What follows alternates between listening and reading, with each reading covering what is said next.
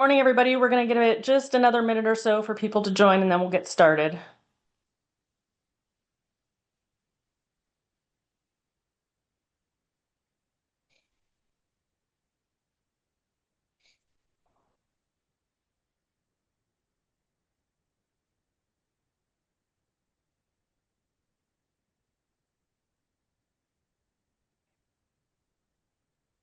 All right.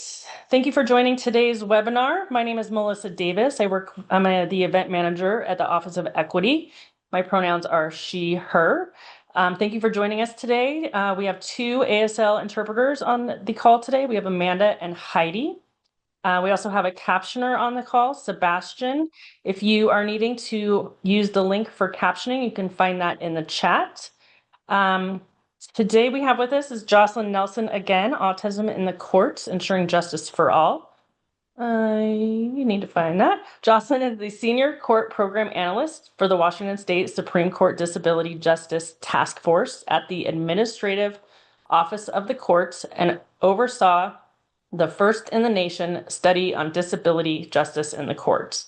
She has a BA in political science and U.S. history from Evergreen State College. Previously, she was the Court Program Analyst for the Board of Judicial Administration Electronic Monitoring with Victim Notifications Technology Program for Domestic Violence Victims. Joslyn, who has a disability and family members with disability, brings both a personal and professional passion to her work, informed by a deep understanding of intersectionality and how justice and accessibility affect every aspect of life for individuals with disability. She speaks to universities and state agencies on disability justice. As the founder and first chair of the statewide Disability Inclusion Network Business Resource Group, Joslyn has driven policy reforms, accessibility initiatives, and executive orders. Joslyn has been recognized with the Disability Advocate of the Year Award in 2022 for her leadership and commitment to inclusion. She also developed the DIN Award system to honor contributions to disability inclusion and accessibility, and continues to consult with agency leaders and law enforcement on advancing disability inclusion. And with that, I will go ahead and turn it over to Joslyn. Thank you, Melissa, and thank you for allowing me to be here. I just want to mention that often we are siloed within our branches, and so I really appreciate the opportunity to talk a little bit about the courts and some of the equity issues that the courts do experience, especially around disability and other marginalized communities. So I appreciate the opportunity to highlight some of the stuff that we are trying to address in the court system too. With that being said, I have my hair pulled back. I have a red dark rimmed glasses, wearing a pinkish red shirt, and my hair is dark brown. I also want to preface that the disability that is mentioned within my bio, you're going to notice, and I apologize if any of you attended last one. I do have a monotone voice. I am ADHD, I'm autistic, and I have ADHD. And so even though I'm excited and passionate about this information, I may not convey it with the tone of my voice. And I also do sometimes talk fast, just because I get excited with the information. So I just wanted to put that out front, so that everybody's aware. And with that, let's go ahead and get started. So I'm excited, and while this will have some repeat from last week, just because we are talking about disabilities, this one in particular is being called out because of the prevalence of autism across the board. And so with that discussion, bear with me, there's going to be a lot of data. Some things might be uncomfortable, some things might be new. So let's go through the journey together on this. Autistic people are not a small, distant population, as some of the numbers vary. I think one is 1 in 36, and then I think I heard not too long ago it's 1 in 32. And that's going to be varying levels of autism. Anywhere since now Asperger's has been moved over to ASD, and rightfully so, in the autism spectrum disorder. We have level 1s, 2, and 3, all needing varying support needs. And so high functioning is not something that we are moving away from, because that doesn't really show the the wide diversity autism really is. They are our neighbors, colleagues, family members, and community members, and they're already in our court system in every role as defendants, plaintiffs, juries, witnesses, and even parents, lawyers, and judges. I just want to call to the fact that we have in the nation the first judge, Supreme Court justice, who has come out about her autism. She's also, that is Justice Montoya Lewis. She is also the state's first Native American judge. And she just came out last month openly and publicly and disclosed her autism on the court. So now she is the first in the nation to do so. Today, we are going to look at how autistic people are disproportionately impacted in the legal systems, what kind of barriers they face, and what practical strategies courts can use to reduce those barriers. And it's not just courts to reduce those barriers, courts are also the last stop for many things. There is a series of resources that might have been missed or diagnoses that might have been missed that led them to the court process, too.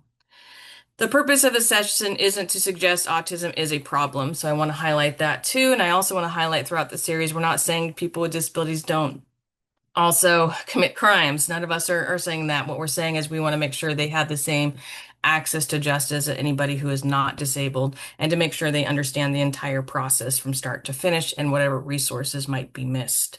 So I just want to put that out there right now. Autism is not the issue here. It is a system that is failing individuals with autism. So why does this matter? When we when we ask why this matters, the answer is both simple and urgent. Autistic people are already present. There isn't a hypothetical national data. Like I mentioned, it says 1 in 36. By the age of 21, almost 20% of autistic youth will have had contact with police. Jocelyn, just In really jails quick. and in prisons. Jocelyn, are you Yeah. advancing your slides or are we still on the home slide? I just want to make sure we're not Oh, I'm missing that. sorry. Thank you. This let me see. So about 21% will have contact with police. And in jails and in prisons, research estimate autistic adults are 3 times more common within the general population. It is not because autism itself leads to crime. It's a system of how it is. The issue is how systems, including courts, interpret autistic behavior and varying resources given amongst people. Things like avoiding eye contact, a flat tone, such as myself, stimming or shutting down, or having emotional dysregulation often reads as disrespect, or even aggression. These misinterpretations directly affect credibility assessments, sentencing decisions, and court rulings. Courts are simply not built and do not account for disabilities, but especially those with neurodivergence. The structures of hearings assume people can tolerate long waits, process rapid questioning, and handle sensory heavy environments. And I don't know how many of you have ever had to go to court. Most of us don't aspire to need to go to court, but if you've ever gone, it is a lot of sensory input for many individuals, especially when you're anticipating waiting for your turn to be called, your name to be called, because the judge often will decide the order that it goes into. And then if you are in the court waiting, depending on your type of case you have, you get to watch everybody else's court case ahead of you, which adds to the stress. So the results when awareness and accommodations are missing in it is injustice. Autistic parents lose custody of their children at higher rates, even without evidence of neglect.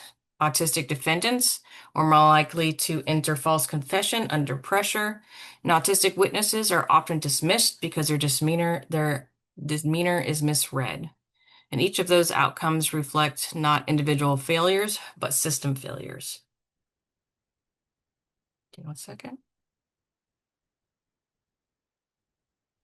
So what exactly is autism? I think that's the question that a lot of people are still trying to grapple on what causes it. When we ask what is autism, the simplest way is to put it, autism is a neurodevelopmental disability that shapes how someone communicates and processes information and interacts with the world around them. It is lifelong and it exists across a wide spectrum, and it's a very wide spectrum. The saying is, if you know one autistic person, you only know one autistic person. Often we like to, when we interact with people with disabilities, we think that each individual needs the same thing across the board, regardless, as long as they have the same diagnosis, and that's just simply not true. Some autistic people may need daily support, while others live independently, but still find courtroom environments with bright lights, noise, waiting, and rapid questioning incredibly challenging. And like I said, a personal note here is, I have been a court user within the system myself, and I found exactly all of those things incredibly challenging. And then most of the times, individuals with disabilities are self-represented because attorneys are expensive. And so if you don't already have an understanding of the legal system, it becomes also very unbearable to try to move through to understand all of the court rules that are in front of you. It's an important thing for the courts to remember is that autism is common enough. It's diverse and not always visible. You can't assume that someone isn't autistic just because they act or look a certain way in court. And if we fail to recognize those differences, we risk treating people unfairly in situations where the stakes couldn't be higher. So we're going to go over little myths versus reality here. And I know some of you might already know this, and maybe a person with autism or family member, children with autism. One of the myths is autism always looks the same. In reality, autism is a spectrum. No two autistic people present exactly alike. Some may speak fluently, others may not speak at all. Some may excel academically, others may need daily support. Courts often expect a single look, and I'm going to put this in quotation, look for autism, but the reality is far more diverse. Myth two, autism is just a childhood condition. And this is still something that is talked about that, especially for late diagnosed individuals, is that a lot of times there's still a prevalent belief that it goes away once you're 18. All of your disabilities, unless they're physical, goes away once you're 18, and then you have to be reassessed to see if you still have a disability. When most of us have learned how to mask or learned how to provide our own accommodations to make it through. But it's one of the most damaging stereotypes. Research shows autistic people feel, oh, I'm sorry. Courts could expect to see autistic people as parents in custody cases, as defendants in criminal cases, and even jurors. It doesn't just disappear at 18.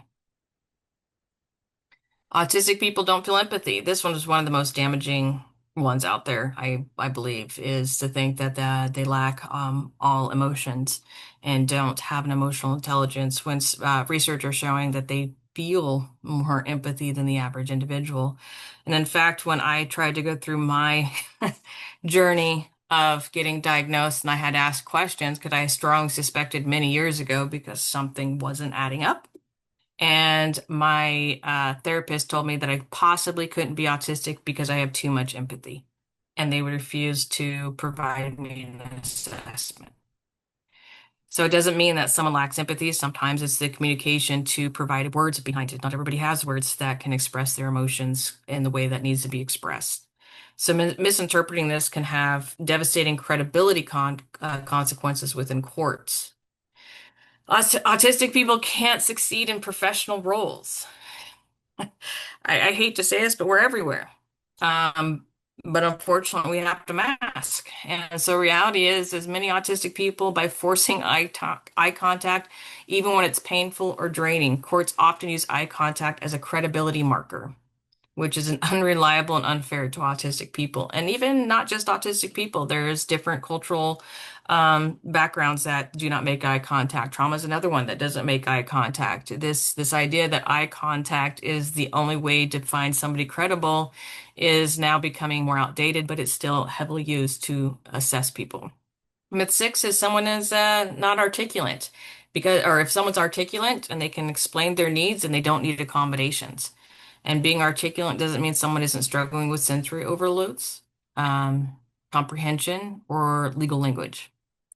And that is why when we talk about, let's say, the old terminology for high functioning, which would be your level one today, it doesn't say no support needs.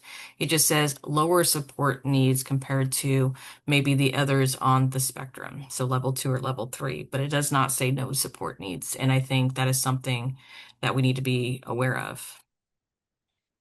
Um, Meltdowns are intentional misbehaviors. In reality, meltdowns are not acts of contempt. They're just neurologically overloaded. It's when your brain is trying to process so much input and output and not having time to do that, that can look as if someone's being a little bit defiant. And then the last one is autistic people don't want to participate in their own cases. Many do want to participate, but they need accommodations to get through that. So plain language. Plain language is something the courts are still struggling with because a lot of the legalese in there. There might be times that more processing time is needed to understand fully. Without this, their voices typically are silenced. And asking for those accommodations, you may or may not get them. And that's some of the issues that the courts are running through. And while they're looking to update the Supreme Court policies around accommodations to make them more streamlined.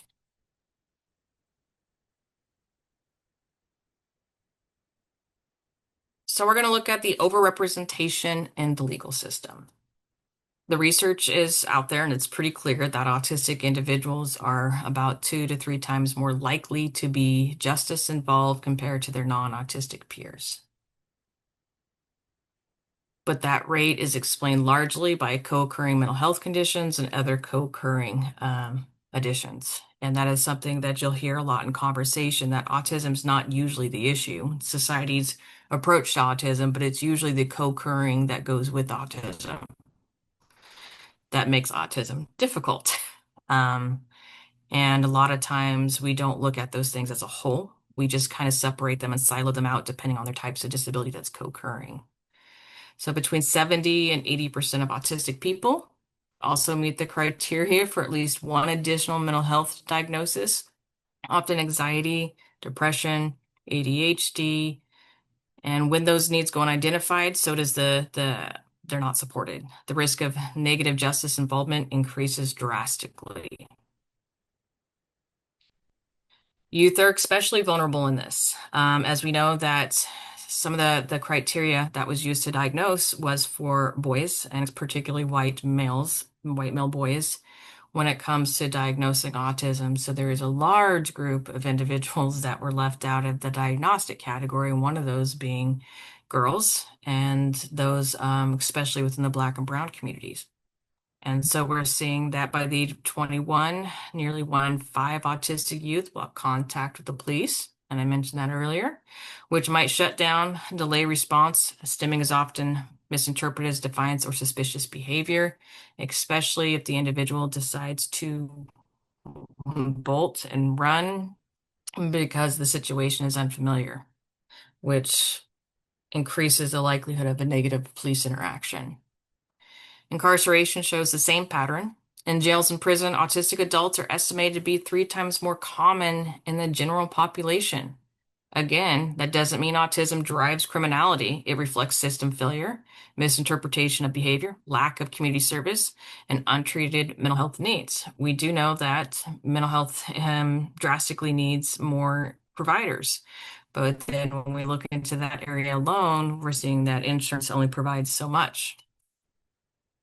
Family courts also as another form of overrepresentation. Autistic parents face higher rates of custody loss, not because of neglect or abuse, but because disability-related behaviors are misunderstood as capable.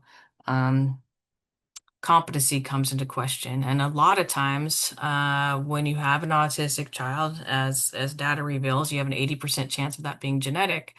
And oftentimes, as we see, a lot of parents aren't diagnosed because they weren't diagnosing 20, 30 years ago, especially for moms.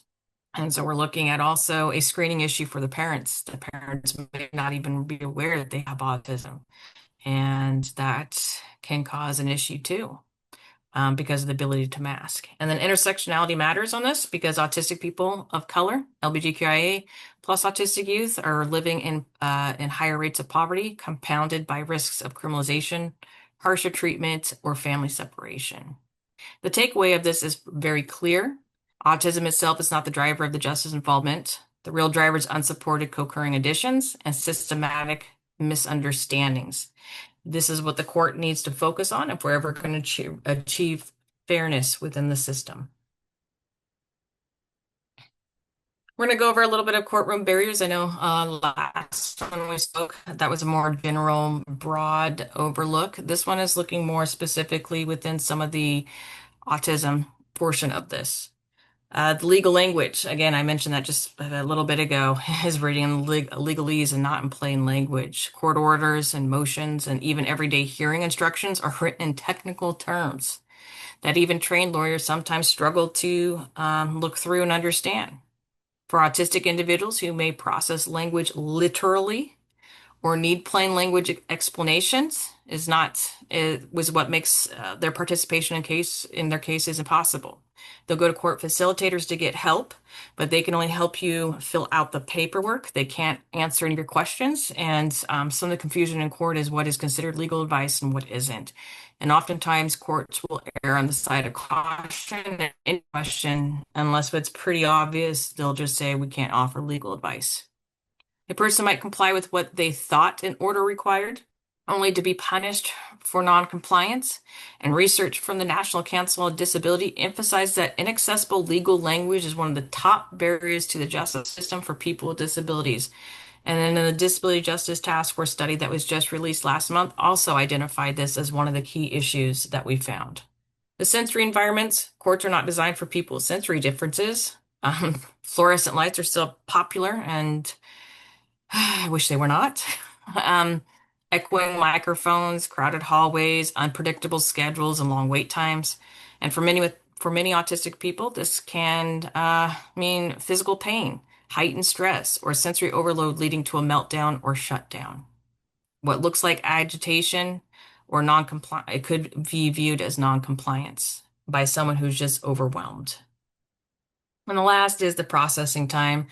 Court culture is fast. It moves very fast. It's rapid. There's not a lot of time spent. It is having to go through because one, our courts are overburdened.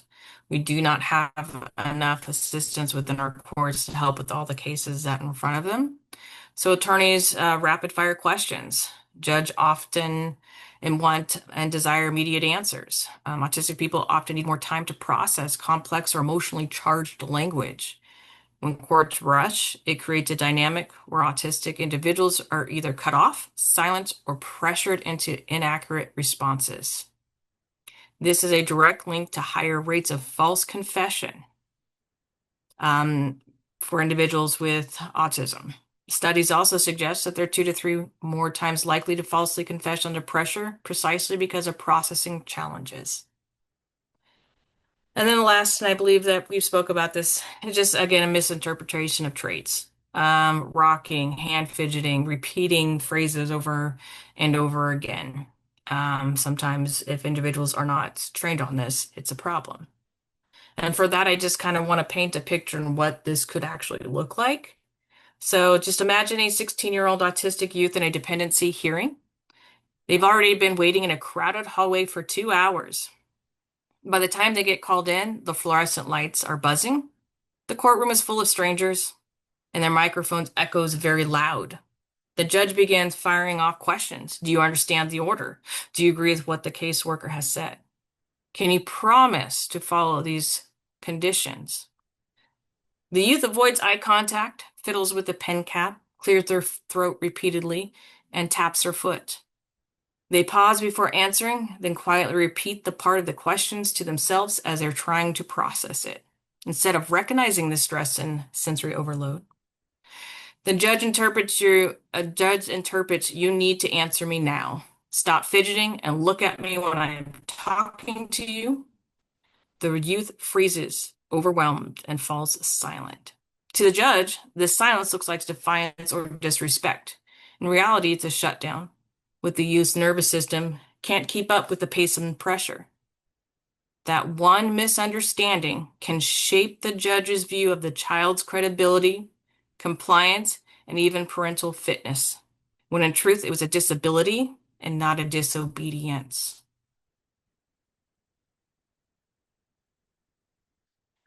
What is masking? So I want to preface that autistic individuals are not the only one that masks. A lot of us mask every day. So I just want to put that out there that this isn't just indicative to individuals with autism. Um, but this can look like forced eye contact, holding back, stimming, copying somebody else's tone or expressions, or rehearsing responses. A lot of times, individuals with autism will try to rehearse responses or have full-on conversations before they have them in their head to make sure that they're behaving what is deemed appropriate in society. To make this real, imagine you're sitting in a room full of people talking about complicated subjects you don't understand. Everyone around you acts like you should understand, but you're completely lost. Instead of admitting that, you just nod along, you smile in the right moments, and you try to look engaged, all by thinking, I have no idea what is going on. That's what masking feels like for many autistic people in courts. They may look calm, attentive, or even agreeable, but inside they're overwhelmed, confused, and trying to survive the moment without being judged or punished. Courts often miss this because masking is invisible. Judges and attorneys see someone who looks fine and assumes they don't need accommodations. What they see is the aftermath. What they don't see is the aftermath, the exhaustion, the shutdown or meltdown that comes along with holding it together through the entire process. Masking is also especially common in children and youth, not just found within adults. A child might sit quietly in a courtroom, nodding and smiling, giving the impression that they're fine. But at home, that same child may fall apart, showing the stress that they were hiding all day. Masking also intersects with gender and race. Autistic women, girls, and people of color often mask more and more likely to go undiagnosed. Courts may dismiss their disability entirely because they don't look autistic enough. And the costs are high. Long-term masking is linked to anxiety, depression, confusion, burnout, and even suicidal thoughts. It's a survival strategy, but one that comes out with a great personal cost.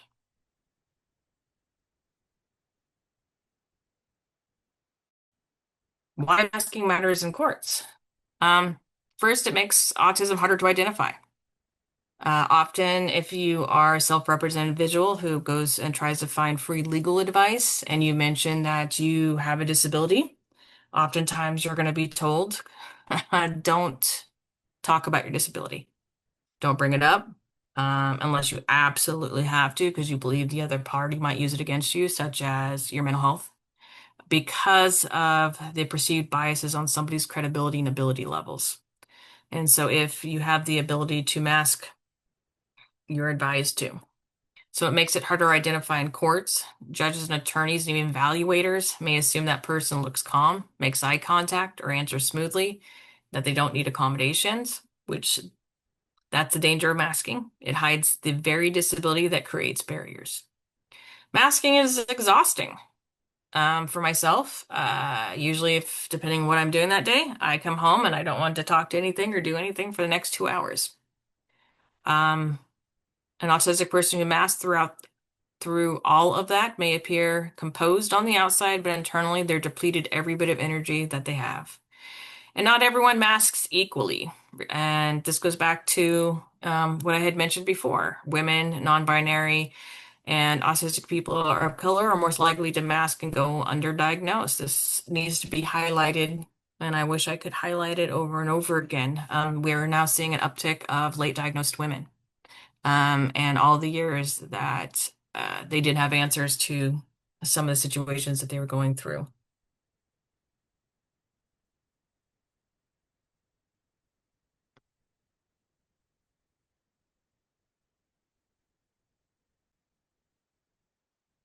So why masking matters again, this is part two of the slide. Masking could look like dishonesty or defiance. A defendant who forces eye contact may hold too long and appear manipulative. A witness who suppresses emotions may seem flat or uncaring. And in both cases, they're trying to survive their stress, but the court interprets masking as deceit. In 2020, there was a study done on juror bias at the North Umbridge University, found that jurors rated autistic defendants as less credible and more guilty than the non-autistic peers, even when the case facts were identical. Jurors pointed to eye contact, tone, and facial expressions as reasons for disbelief. And that goes back to the bias. I don't know about anybody else, but there's been times where I probably have laughed in not so appropriate timing. And that's because the way I had processed that information. And because of that, it would make me look, as somebody who would be guilty. False confessions, and I'm going to highlight that again. It's important that we really tune into the defendants in front of us completely understanding what is going on and how can we best get the right information instead of wanting the individual to emotionally shut down and just be agreeable throughout the entire thing. And part of the thing is autistic people are 2 to 3 more times likely to falsely confess. And the justice system that prides itself on credibility and truth finding is at risk of punishing autistic people not for dishonesty, but for survival strategies that were developed throughout their lifetime. And that's a problem. That is something that we really need to spend some time looking at and how to develop a better system to get better answers into it.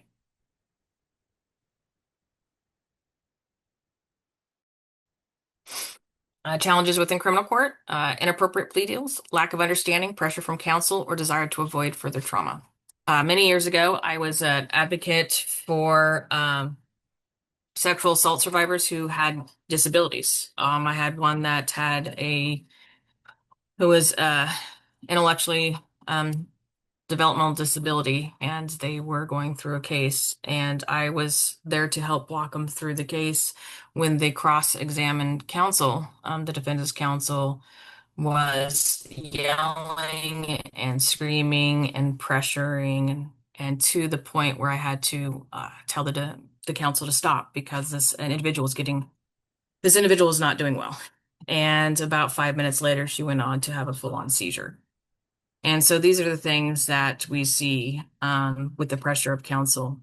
Denied accommodations. Again, this is something that is prevalent, as well as the courts do try to do the best that they can, but many don't have an understanding of how disability works. And also the judge is the one that has the final say on the accommodations if you're going to be granted those, which is unfortunate because, again, that can lead to some type of bias, and we do not want that.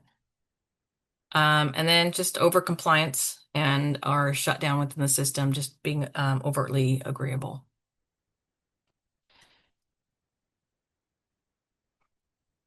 I'm just going to go over this just briefly. Gaps in what GR33 general rule. Again, it says the accommodation process within the court system that you can go and fill out a form to begin the accommodation process in your court case.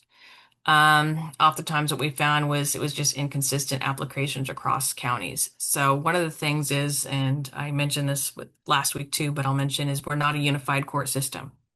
And because we're not a unified court system, this means that Clark County's procedures could look vastly different than King County's, which could look vastly different from Whatcom County's. And that is some of the struggle for people with disabilities, and not just disability alone, but it is a struggle because of partly of that ununified system.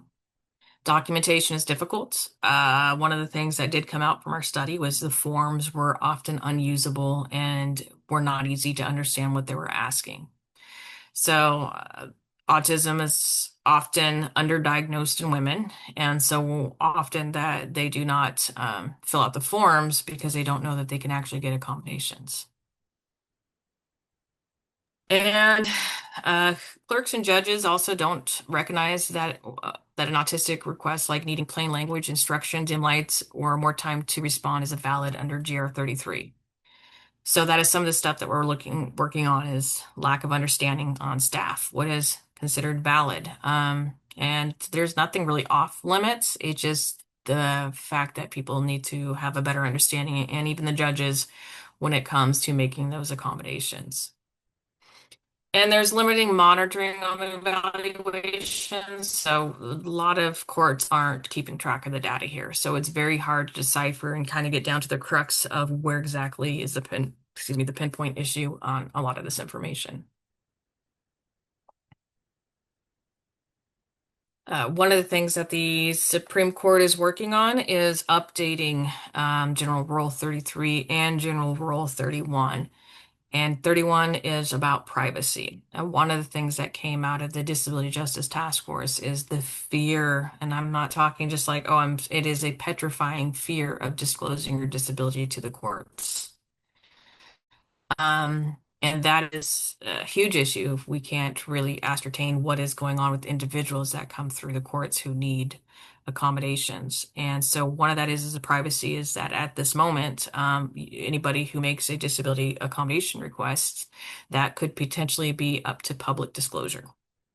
So somebody could ask for that information and it's allowed at this point in time.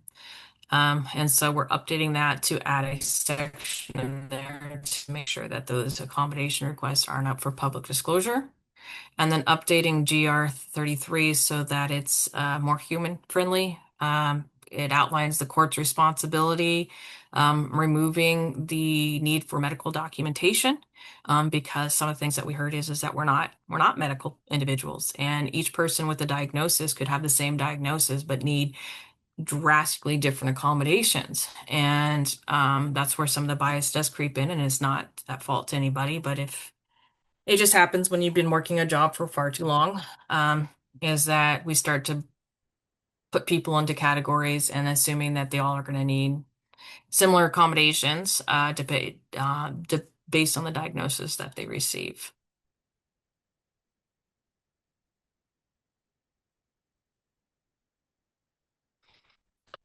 Challenges in family and juvenile court.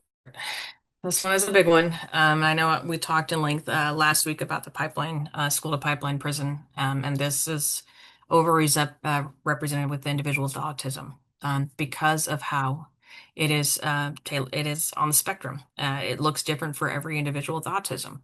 And so again, we wind up punishing behavior, lack of resources, misdiagnosis is very common before you actually get a firm autism diagnosis. And so the lack of accommodations can impact legal outcomes. Family and juvenile courts are some of the highest stake places autistic children and parents encounter. These cases decide custody, reunification, and parental rights, outcomes that can change lives permanently. The problem is identification. Washington has no standardized tool to screen parents. And that is something that we should be looking at often, especially if the child has ADHD or autism. Should we be screening the parents at the same time in order to tailor better supports um, for that individual? A lot of times when we look at parenting classes, those parenting classes can be trauma informed, but if somebody is missing an entire tool set, let's say they grew up in a very trauma-based household, they're not going to necessarily know how to do better, especially if they don't realize that they're a person with a disability. And so they're going to constantly go, well, why can't I understand this? Why can't I get it? Well, why is this different? Why am I struggling? And these are huge to being able to do that reunification or get the proper resources is we really need to make sure parents are screened. And that would benefit a lot of families. Instead of courts relying on guardian ad litems or evaluators who often have no autism training. There are a few out there, but it's not standard. These aren't required trainings for individuals who interact with the courts. And it should be simply because you're also dealing with parents who have a high chance of also having disabilities. So this means that the parenting capacity is judged through bias and stereotype rather than accurate information. The impact can be very severe. Termination of parental rights may happen not because of actual neglect, but because autism or any other disability parent is experienced is misunderstood. And bias alone has led to families being permanently separated. One of the high stakes in family law is you don't want to mention your disability unless it's mental health. And the reason why I say that is that if the other party realizes you have a mental illness and you're not getting help, that means you're not in therapy, regardless if you're struggling with your mental health at that point in time or not, they can petition to have an evaluation done and have your child taken away. And these gaps also show up within our youth. Many autistic children are not identified until after they've entered dependency or juvenile court, and that becomes the case of masking. It all kind of really goes back to masking. My daughter is also on the spectrum.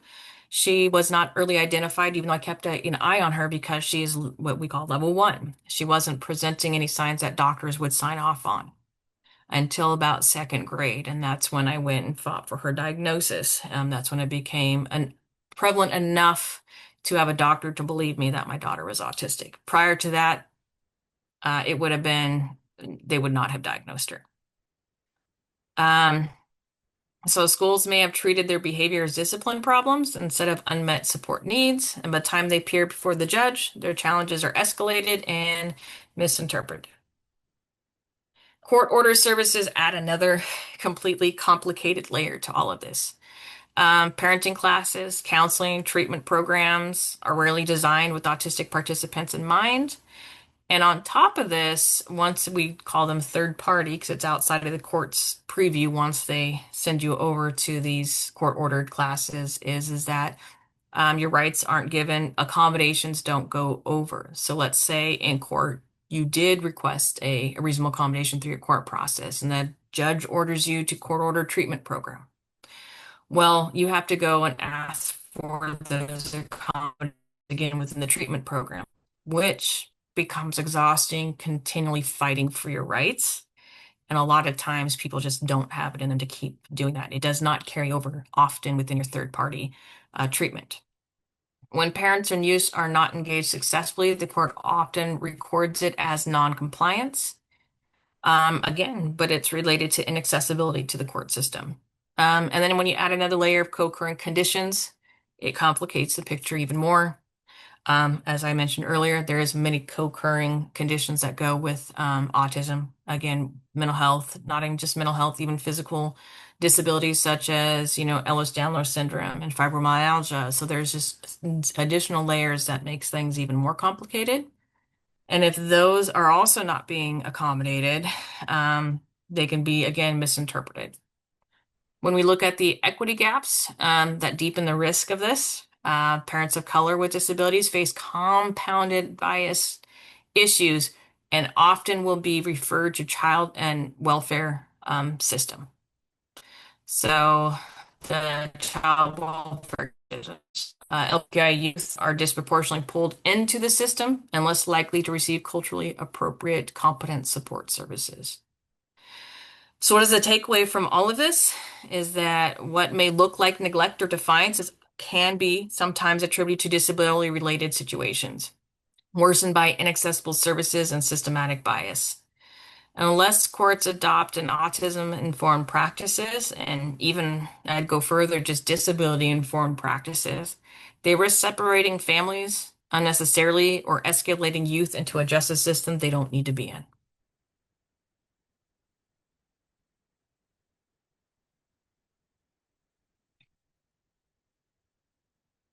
So, youth at a crossroad of systems, disabled youth are proportionally involved in child welfare, school exclusion. I talked pretty in depth about that last week.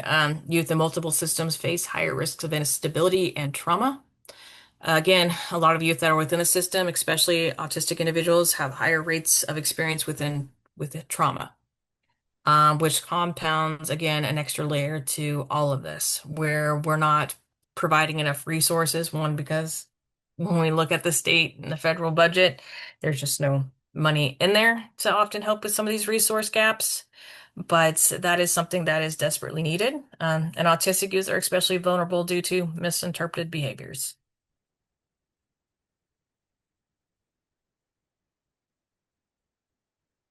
The hard one. that transition gap. And this isn't just always just autistic for autistic individuals, but the transition gap for disabled individuals, disabled youth from, being 16 to 24. Past that, what are the services that are available? And that is where some of the risks get even higher. Transition to adulthood is one of the highest stages, riskiest stages for autistic youth. And courts often see the consequence of these systematic gaps. The service cliff, as we call it, is research shows autistic youth lose service abruptly between the ages of 18 and 21 because they do transition from youth to adults. And then national data, only 36% of autistic youth adults receive services after high school, compared to the 80% during childhood. I mentioned earlier that once you transition to adult for some reason within the system, you're no longer considered disabled, and or the services you were getting are not available for you as an adult or very minimally given to you as an adult. With 2 years of leaving school, more than half are unemployed and not in college or training because the system isn't designed for individuals with autism and support. For myself, and I'll put myself out there, I dropped out of high school. I was absolutely bored beyond tears and wasn't being challenged. And I decided to just leave because I felt that it wasn't set up for me. And I did not go back to college until about a decade later because I was needing information. I wanted to learn. There was something I wanted to learn, and high school just wasn't offering that. By their mid-20s, only 1 in 5 live independently compared to 60% of that peer. And in that 1 in 5 status, I want to highlight that those are considered within the different ASD spectrum, so the autism spectrum. Housing and foster care, up to 25% of foster youth experience homelessness within 2 years of aging out. For autistic youth, the risk is compounded by loss of service and lack of autism-informed transition planning. And then we look at housing instability often lands in eviction courts or low-level misdemeanor charges tied to survival behaviors. Who is more at risk? Ironically, it often those with lower support needs. Research has shown from directional autism indicators, reports show that autistic youth, adults without intellectual disabilities are least likely to qualify for adult disability services. They're pushed towards independence without scaffolding, meaning no plan. And courts see the fallout to all of this: evictions, probation violations, and crisis response. And this is very true. And this is one of the things that we've heard a lot of feedback from is when you are deemed lower support needs, there is no help for your lower support needs, and often leads to many crisis responses and some serious suicidal risks. Court-specific risks. Not every autistic youth winds up in court. So I just want to put that out there. As long as they're supported and depending on the support needs, getting a job, living independently becomes even higher.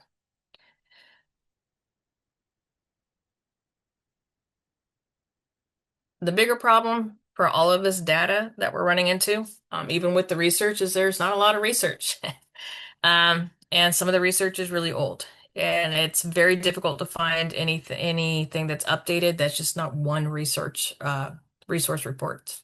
So the bigger problem is that some of these statistics that we're pulling from are anywhere between 10 to 12 years old.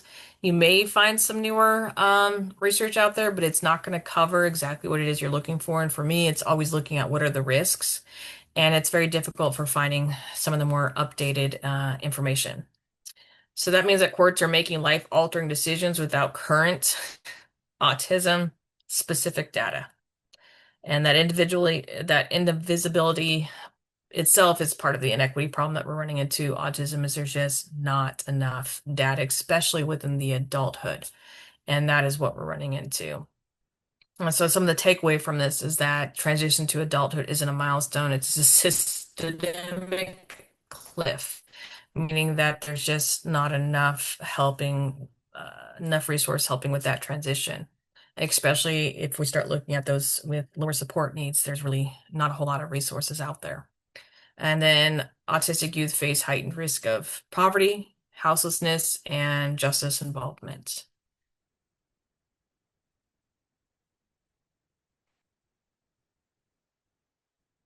From the courtroom.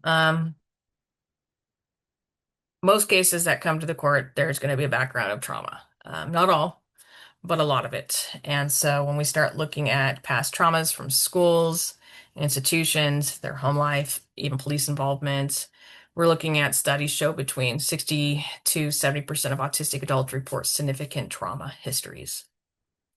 And that trauma does come from a lot of these areas. Courts amplify this trauma, the formality, the unpredictability, the adversarial type of style can re-trigger some trauma, especially for autistic people.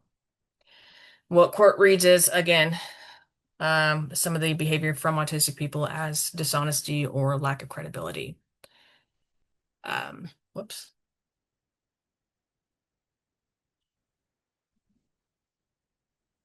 Trauma has been correlated and I don't want to say directly, but very close to that, contributes to the higher rates of houselessness, unemployment, health crisis, and justice involvement. And that means when trauma isn't addressed, which often we find that it's not, the costs don't disappear. They shift from they shift to another system, hospitals, jails, shelters, emergency services. And then trauma is not distributed equally. Autistic women, Black and brown women, the LGBTQ individuals are more likely to experience abuse and systemic mistreatment. And if trauma responses are misread, that contributes to another layer of trauma responses within the courtroom. The courtroom impact, it's going to vary from each person. You don't even have to have a disability. You can be non-disabled. The courtroom is stressful for anybody and everybody. And then when you compound every additional layers to that, it almost makes it feel impossible to move through. And especially when you don't ask the right questions. If you go to one individual and they give you one answer, you ask the same question to four other individuals in that court house, you're going to get different responses. And so that adds a layer to that trauma because nobody wants to be involved in the justice system. And so you're trying to make sure you're doing everything you're supposed to, but yet the answers you're receiving aren't the same. So when we look at that, trauma undermines trust. If an autistic person feels punished for how they communicate or respond under stress, they withdraw, not only from the courts, but also from schools, healthcare, and public service. I will attest to that because of how I often communicate. I'm a direct communicator, and even with my employment here at the state, I've been spoken to be a little bit more bubbly in my tone, not be so direct, things like that. And I literally have spent probably more time than I need trying to readdress how I communicate to where I finally, in the last 4 years, have given up. This is how I communicate. I don't know how to do that any differently. And so it becomes a sole focus on somebody with autism because they really don't want to make people uncomfortable. And so they'll spend more time and energy on, how they communicate, making that eye contact. So that disengagement that will inevitably happen when they can't please or understand weakens the fabric of our community systems and increases costs and crisis-driven interventions. Leadership takeaway here. Trauma-informed approaches aren't just about fairness in the courtroom. They are creating a more stable and equitable system across communities. Courts can't do this alone, though.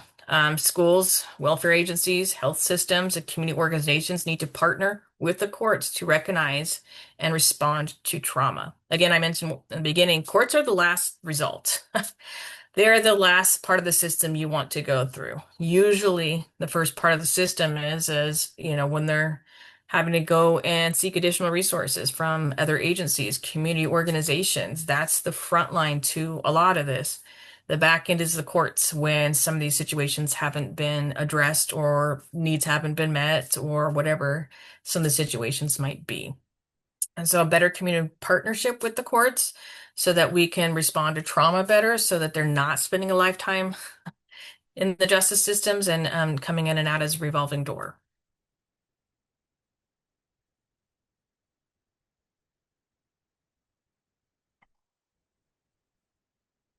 Race and diagnosis. This one's a big one. And unfortunate, they're not, individuals aren't diagnosed with autism when they should be. So these numbers are going to be a little shocking, but I think it's important to talk about. As I mentioned, the diagnostic criteria was developed when he started developing for autism was for white male children. So delayed or misdiagnosed does happen within the Black and brown community. Children are diagnosed with autism an average 2 to 3 years later than their white peers, despite similar prevalences. White children are 19% more likely to be identified as autistic in the first place. Often, within the Black brown community, some of the first diagnostics that they get is behavioral related.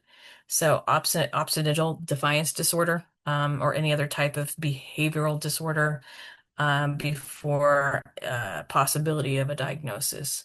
Part of that is how we frame it, how we utilize it. Back, I can't remember the exact decade, 1930s, 1940s, when we talked about schizophrenia, it used to be labeled as a white woman's mental health condition, and it was deemed to be very docile, very manageable, and the services were a lot different for those women.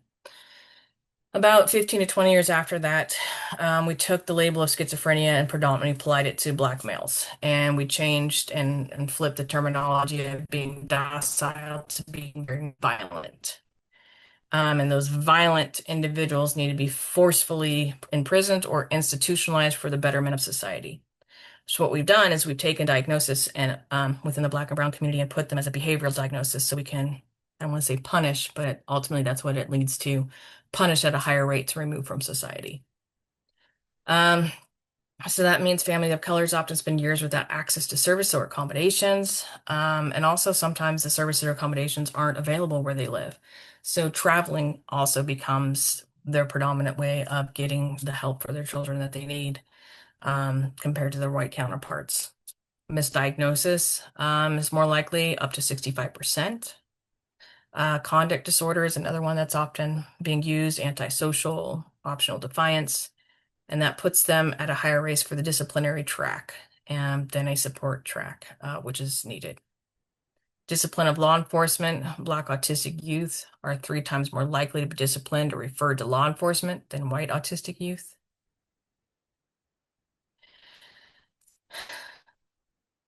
And this isn't necessarily about behavior differences, it's about systemic bias and how schools assistants interpret those behaviors. And then Indigenous underdiagnosis. Native Americans and Alaska Native children are significantly underdiagnosed and underrepresented in the autism system.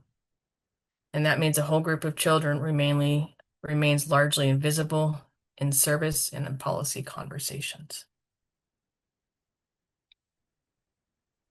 The court connection, later misdiagnosed, means fewer supports in childhood, higher rates of school suspension and expulsion, and increased surveillance. By the time these youth enter courtrooms, they're already been filtered through the system of exclusion. Courts are seeing the downstream effect of systemic inequality and inequity, not just the individual case in front of them. The key takeaway to this is autism isn't distributed differently across races, but opportunities to be identified and supported is. Courts need to understand that disparities that they see on their dockets are rooted in equities and diagnosis and support, not differences in prevalences or need. And this one's a hard one. This is going to take a long time to undo some of the long standing damage that has been done, is getting and making sure that everybody has the access to an equal diagnosis and not having to wait for vital supports and needs.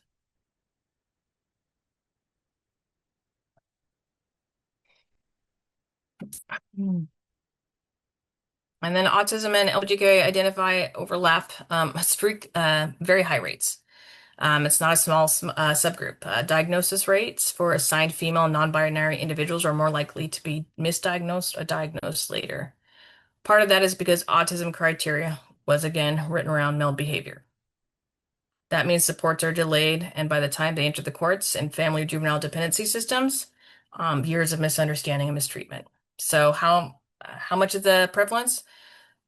Uh, some of the studies are showing, some of the information out there is showing more than 70% of autistic adults identify as LGBTQ, and especially as transgender. The prevalence within the transgender community is very high, non-binary or even in the bisexual community.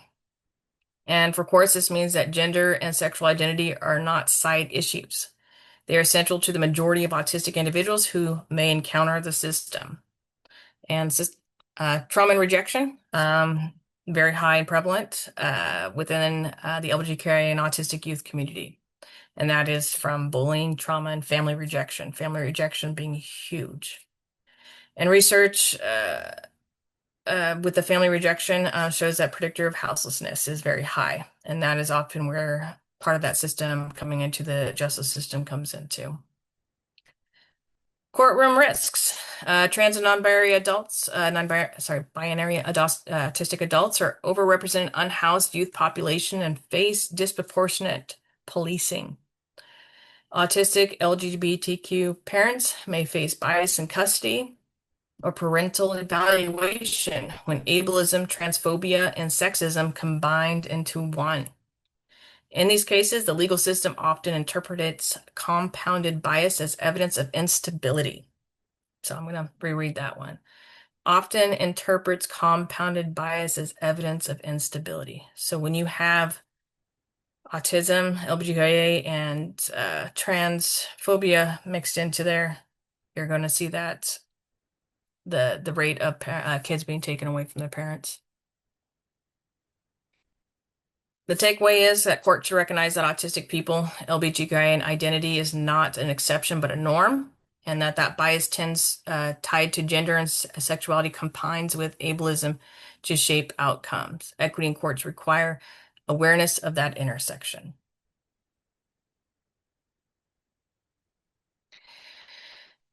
This one's a hard one to talk about, but it is a must need to talk about the prevalence of suicide risk in adults, autistic adults, is incredibly high, and that is again lack of resources for many autistic adults. So one of the data points here is autistic individuals are 7 to 9 times more likely to die by suicide than the general population. About 66% report having considered suicide, compared to their 17% of non-autistic adults. And for the LGBTQ plus autistic individuals, the risk is even higher. Some studies report 50 to 70% experiencing suicidal thought. And when you add youth to that, it even goes even higher.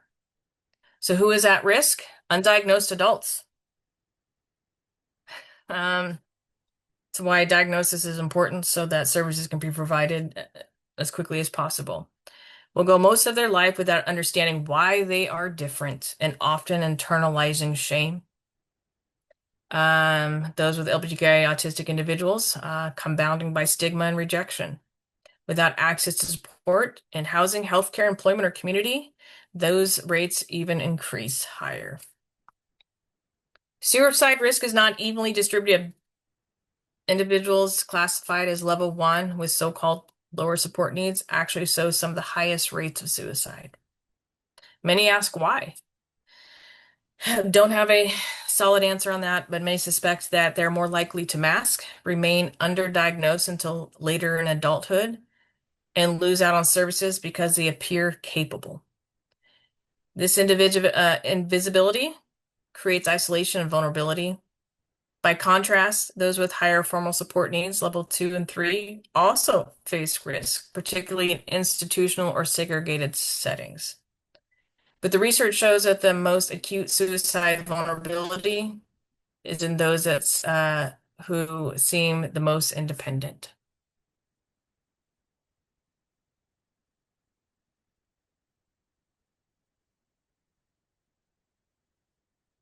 So barriers to mental health care. I'm gonna briefly go over to this one here. There's barriers to mental health care for a lot of individuals because of the lack of providers. So that is a huge thing across the board.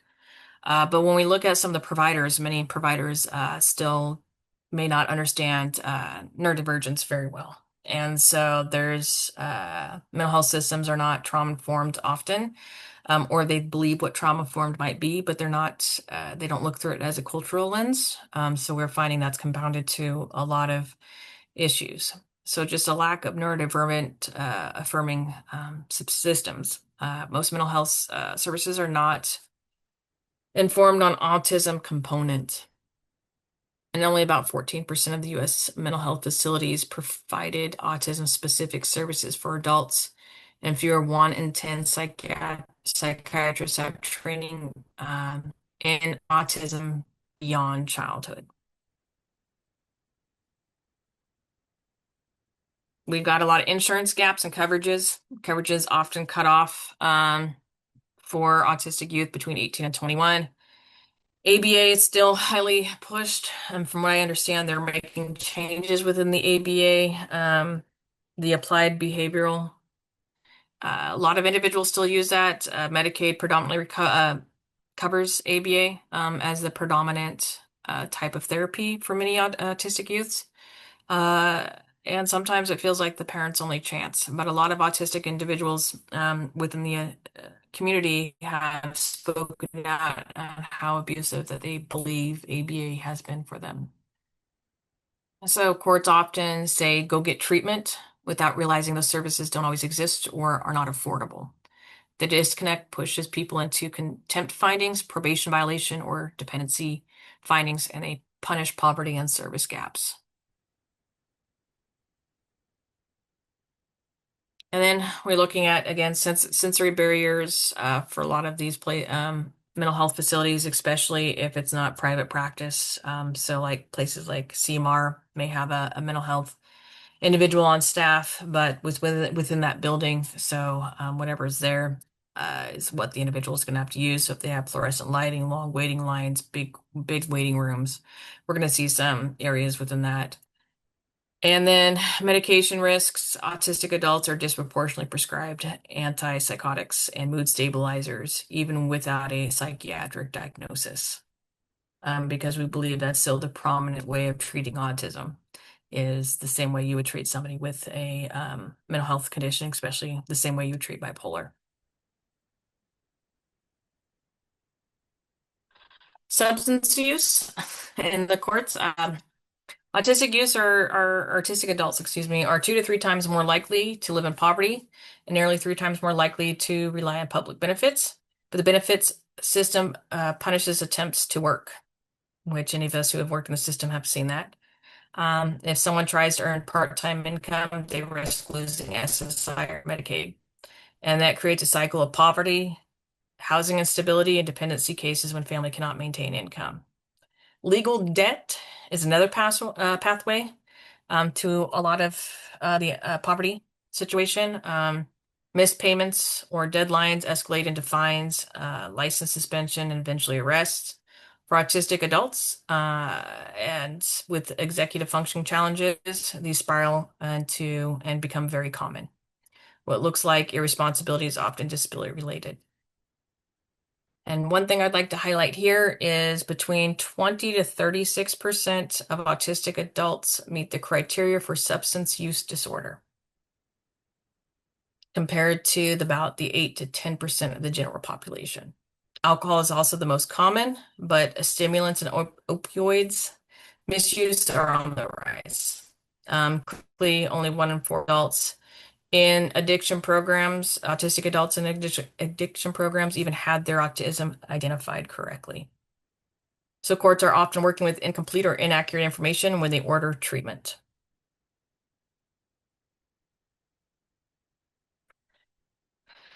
Police interaction and harm. This one's a big one. Um, On the slide, you'll see autistic individuals are 7 more times likely to have an interact with police. Up to 50% of people killed by police have a disability, including autism. I'm just going to pause there. Autistic youths are up to 7 times more likely. By the age of 21, 1 in 5 autistic youths have already had a police encounter. And I've repeated that before just because it's such an important thing that we understand. It's often how they enter the system too.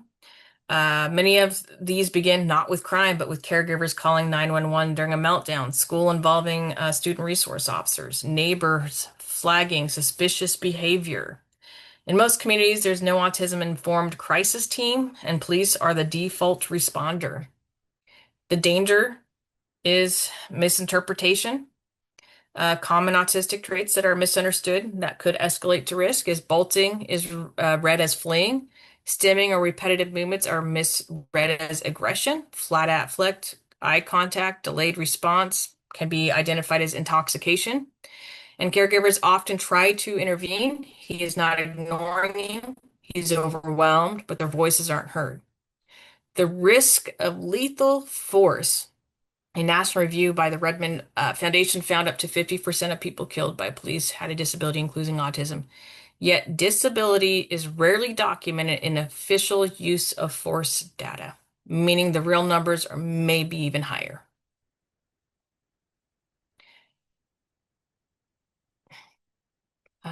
Training gaps. Fewer than 20% of the U.S. police academies require disability-specific crisis training. Where training exists, it's often single short sessions with no reinforcement without practice. And the court fallout, these counters rarely end on the street. They funnel directly into the dockets. Juvenile and court see resisting arrest as disorderly contact or assault of an officer charges. Dependency courts see petitions triggered when caregivers' capacity is questioned after a crisis call. And sometimes family are pulled into all three systems at once because a single misunderstood incident.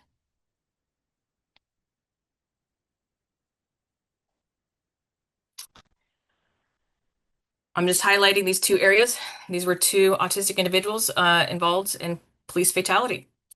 Here we have the case study of Ryan Gaynor, a 15-year-old Black autistic teen who was fatally shot in 2024 during a behavioral crisis. Family called for help. Officers responded with lethal force instead. He was holding a gardening tool and running away when shot, according to reports. Black disabled people are disproportionately harmed in police responses due to the compound of racial and ableist bias.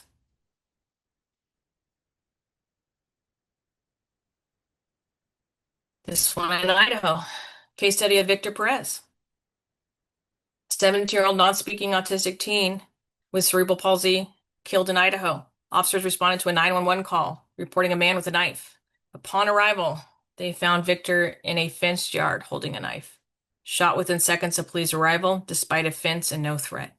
These aren't just one-off instances. These are common, repeated instances that we are reading about due to lack of training.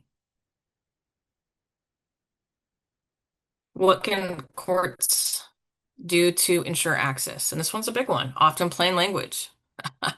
Even if I didn't have a disability, I'm not a trained attorney. Those legalese that is often used is still beyond my understanding because I'm not an attorney. So create easy to read, clear posted accommodation requests, ensure accessibility in court orders, train all staff and judges and clerks and attorneys on autism and neurodivergence. I mean, some of these seem like, yeah, this makes sense, but it's just not as easy as we are thinking here. Court order services, they're one of the most urgent fixes. A 2019 study on a mandated treatment found autistic adults had program completion rates under 50% compared to 75% of non-autistic peers. The problem isn't motivation, it's accessibility. Parenting classes, substance use programs, and counseling often assume social fluency and sensory tolerance that autistic people may not have. And so when court orders order inaccessible programs, failures get coded as non-compliance. Then they're right back into the system again.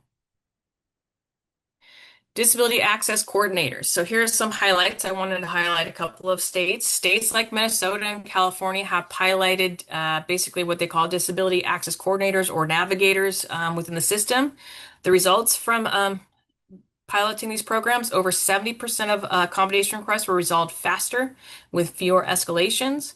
Coordinators act as navigators, troubleshooters, and accountability anchors. Without them, families are left to navigate the system alone. And the bigger picture, these solutions aren't about lowering standards, they're about leveling the playing field. So these are one of the recommendations that did come out from the disability justice study was starting to pilot programs, navigator programs, specifically to replicate similar what California has done to help with the backlog in the system that we're seeing when it comes to individuals with disabilities.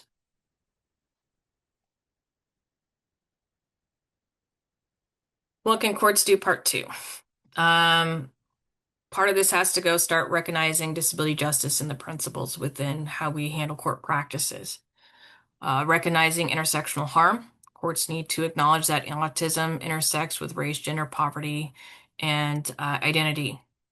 This overlaps, amplifies risks. A Georgetown law study found that Black children are viewed as less innocent as early as the age of 10. Add autism rates like flat affect or delayed responses, and the child is at even greater risks of being judged even more harshly. Without intersectional awareness, rulings enforce compounded harm. Language matters. Our court documents and proceedings often still use the terms like crazy, incompetent, normal. The National Council on Disability recommends replacing with precise, respectful language. Center lived experience. Courts may not design programs from scratch, but they do decide which providers to approve and which counts for compliance. That gives courts leverage. In California, including disability-informed advocacy, advisory boards, inputs, improved diversion programs, and reduced complaints. By inviting autistic individuals and caregivers to advisory roles or feedback processes, courts can ensure the programs they mandate are usable and fair. Audit your courtroom, and then again, integrate disability justice into training. Many courts already invest in DEI and procedural fairness. What is often missing is the disability dimension. Disability justice emphasizes interdependence, system equity and dignity, values that can guide everything from the courtroom conduct to program approval. Embedding this lens into additional education makes sure that autism isn't treated as a disruption, but as a difference.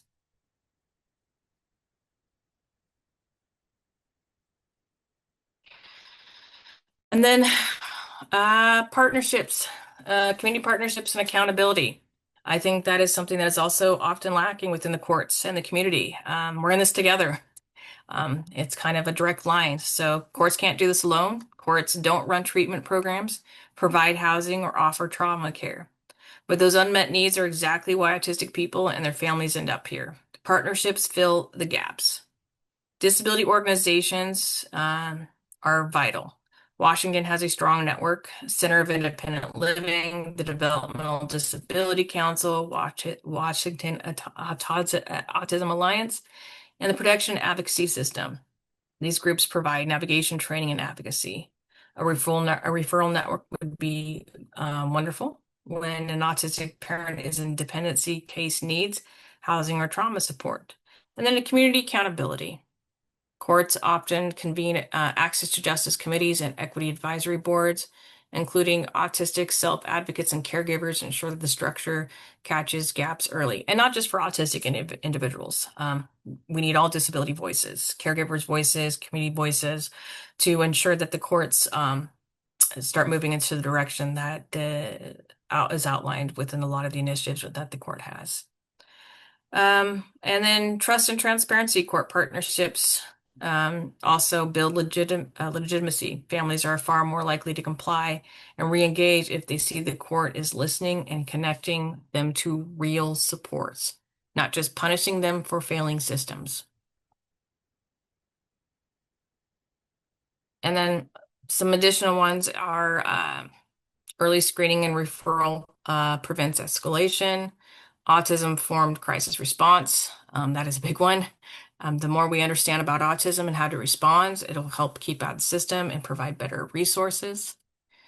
Community resource networks, housing trauma, peer support, and shared accountability through structured feedback. Rulemaking. This one's I'm not going to touch too much on there because I think the slides kind of provide most of that, but something I just want to highlight is the ADA is the floor. The ADA is a minimal legal standard. It tells courts and agencies what they must do, ramps, interpreter, paperwork, processes. That's important, but it's not enough. Disability justice pushes us to ask what creates dignity, equity, and systemic fairness.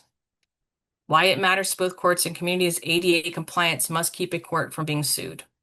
But it doesn't guarantee that people with disabilities actually feel safe, heard, or able to participate. Community partners already see the gaps every day. Family denied accommodations, youth mislabeled, elders shut out of services, intersecting oppressions, and disability justice names the reality. Race, gender, class, and queerness compound barriers. For example, Black autistic youth in Washington are 3 times more likely to be disciplined. And that is something that our study had found when they were looking through all the data that was given. What is not solved? That's not solved by checking an ADA box. It requires a justice lens. And co-create a shared power amongst courts and agency often builds systems that can invite community feedback after decisions are made. So disability justice flips that. It says put disabled people and their families at the design table from the beginning. Executives that means building advisory structures with real authority.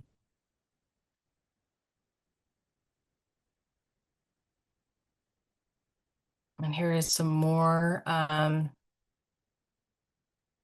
a cross-system alignment requires rules to integrate with the Individual Education Act, Section 504, and state welfare standards, embed accommodations. It is difficult to always have to go and ask for your accommodations over and over again. Here's some of one court and I want to highlight here in the US, since the only court, and happens to be from a former Pierce County judge here in Washington, has started the day court, the detention alternative for autistic youth. It is the only court in the nation at this point that is specifically for autistic individuals. It's in Las Vegas, Nevada, founded in 2018. First autistic specific juvenile court, so it models the therapeutic courts very closely in how they approach autistic youth within the system. Builds personalized plans, counseling, education, and IEP support. So far, from what I understand from the judge who oversees all this, is that they have about a 92% success rate from keeping them out of the justice system. And it could be a national model of how courts can improve punishment support. One thing I will highlight again is some of the therapies that are highlighted as ABA. And again, it's predominantly because Medicaid is what covers most of that. And but some of it is looking at how do we change that and offer different therapy supports for those who do not want to do ABA. And the key takeaway is for ADA ask what is required. Disability justice asks what is fair. And for both courts and community, the goal is the same: move beyond bare compliance and design a system that centers dignity, trust, and equity. And that's what true access will look like. And these are just some various quotes. Courtrooms feel like sensory torture chambers. I expect you to perform calmly when my brain is screaming inside. Another quote is, people don't see my autism unless I'm in distress, and then they want to punish me for it. And that is all. Thank you very much. Thanks so much, Jocelyn. That was great. Lots of wonderful information. If folks have questions, you can go ahead and use the raised hand icon. It should be under the react button, I believe. And then if you have a question, we can take you off mute. So we'll give it here just a minute or so. The presentation will be emailed out to attendees in a post-webinar email that will include the presentation and resources. The recording will be available in a couple weeks. We do have some questions. So let's go to Sarah. I think you should be able to unmute yourself now. There you go. Okay, thank you so much. Hi, Joslyn. Thank you so much for the presentation. It was very useful. I have a question about the ABA therapy. You touched on it, that it's hasn't been a great experience for most of the autistic people. Do you still feel the same now compared to 10 years ago, or do you think that there has been improvement with the ABA therapy?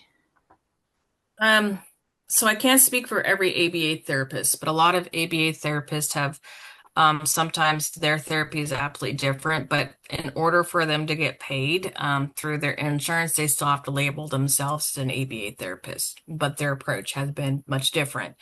Unfortunately, that does label for them as being an ABA therapist, and a lot of parents are trying to move away from that type of therapy. And the reason why there's a little bit of controversy around ABAs is it forces individuals to learn how to mask instead of working with an individual and how to navigate through any type of big emotions or daily task. It basically punishes and forces children to learn how to mask. But there has been a strong movement to try to move away from that. But unfortunately, that's still pretty prevalent depending on the therapists themselves. Again, some have moved away from it, but in order for them to get paid, they have to label themselves as an ABA therapist. Okay, thank you so much.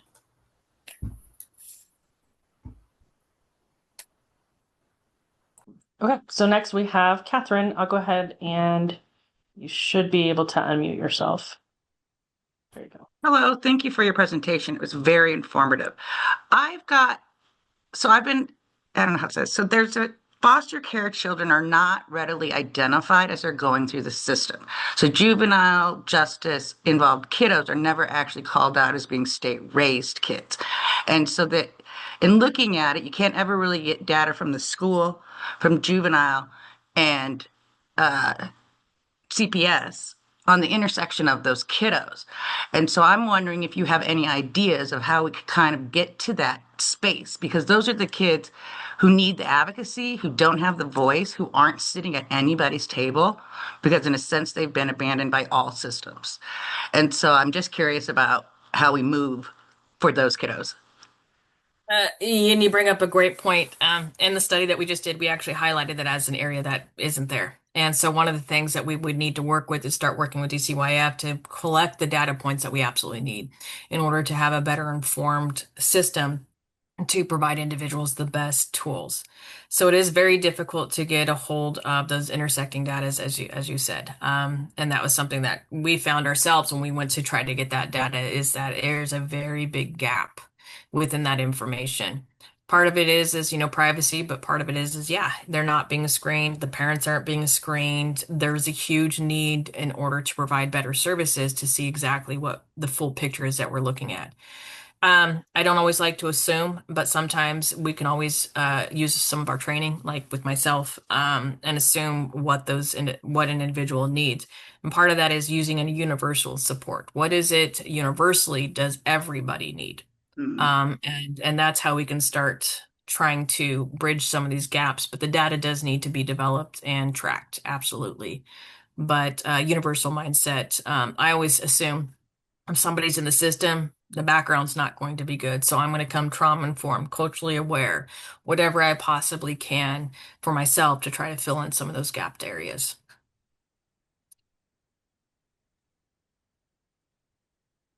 Thank you. Anybody else have any questions? We have a couple minutes if we need them. Katie, you should be able to unmute yourself. There you go. Hello, thank you. This has been very informative and validating as a parent of a kiddo with autism. But kind of a question that is based on my personal experience, which is that when my kiddo turned 13, he was just as involved at 12. And then he was started going through different programs shortly thereafter, turned 13 and was told he now had the ability to choose for himself whether or not he wanted to go through these programs. And he, of course, chose not to, which further delayed his diagnosis. He actually wasn't diagnosed until age 15. So I'm curious what your thoughts are and if there's any, work or support for maybe re-looking at that ability for youth to make their own kind of health and medical decisions at the age of 13. I know it's a really sticky issue, but just really curious what your thoughts are on that. It is a sticky situation. I share some of your thoughts, even though our backgrounds are a little bit different. Are children capable of even just understanding what their needs might be? And especially when you add a teenager in there, we all were teenagers ourselves. We always knew it all. And so what was best for us? And so sometimes we run into that. And you bring up a valid concern because if they're needing that extra support and you need to be involved, how do you do that? And just having a diagnosis of a disability alone still doesn't negate that situation unless for some reason you're seeking guardianship or the disability is what we'd call pretty profound. The only way I could recommend doing that, because the courts wouldn't have much, is it'd have to be a legislative change. And that would be working with your legislative constituents to see what you can do to maybe provide additional language within that law. But still, it's a sticky situation because not every person with a disability is going to need another level of oversight. So how do we delicately hand that? And that is a difficult position to be in. And I think openly, for me, I openly talk with my daughter too. We talk about some of the issues that she's going to face the older she gets, but it's hard when you've got a teenage brain in there. So I think the best would be to talk to your constituents and see if there's something that we can do, but also hold their autonomy to their medical care too. So it's a very difficult place to be in. Thank you, everybody. This puts us at time for today's session. Again, I'll be sending out an email with some information and resources. And thank you, Joslyn and Heidi and Amanda and Sebastian, our interpreters and captioners. And we hope you all have a great day. Thank you.